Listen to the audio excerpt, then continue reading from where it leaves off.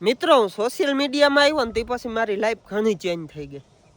કેમ કે social media એક એવું પ્લેટફોર્મ છે કે ગમે એવો માણસ હોય એની લાઈફ ચેન્જ કરી જ નાખે. મિત્રો તમને એમ થતું હશે કે આ ફાકા ફોજદારી કરે, આમ છે તેમ છે, સોશિયલ મીડિયામાંથી શું તંબુરો આવે.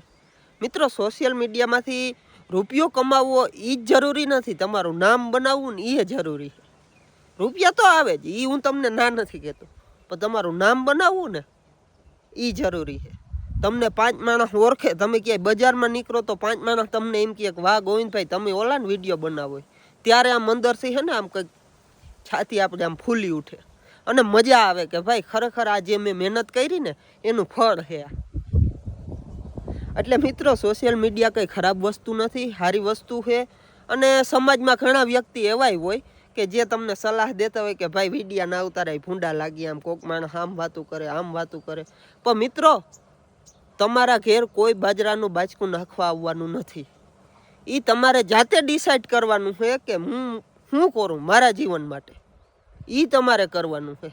તો મિત્રો આજનો વિડીયો કંઈક આપણે આવો હતો અને આજના વિડીયોમાં તમે કોમેન્ટ કરી દો કે ગોવિંદભાઈ તમે સોશિયલ મીડિયામાંથી કેટલા રૂપિયા કમાવો, તમે અધર ઇન્કમ તમારી કેટલી છે, સોશિયલ મીડિયામાં ફેમસ કઈ રીતના થવું, કઈ રીતના વિડીયો બનાવવા, બધા જ તમારા સવાલના જવાબ આપણે એક જ વિડીયોમાં આવી જવાના છે. યુટ્યુબમાં આપણે Q&A વિડીયો બનાવવાના છે. તો આજ તમારે જે સવાલ પૂછવો હોય ને એ કોમેન્ટમાં લખીને મૂકી દો, હું તમારું નામ લઈ અને વિડીયો બનાવીશ. ત્યાં સુધી બધાને બાય બાય. કોમેન્ટ કરવાની ભૂલતા નહીં, ફોલો કરો કે ના કરો કોમેન્ટ કરી દેજો, તમને જે મનમાં આવે ને સવાલ. ત્યાં સુધી બધાને જય દ્વારકાધીશ.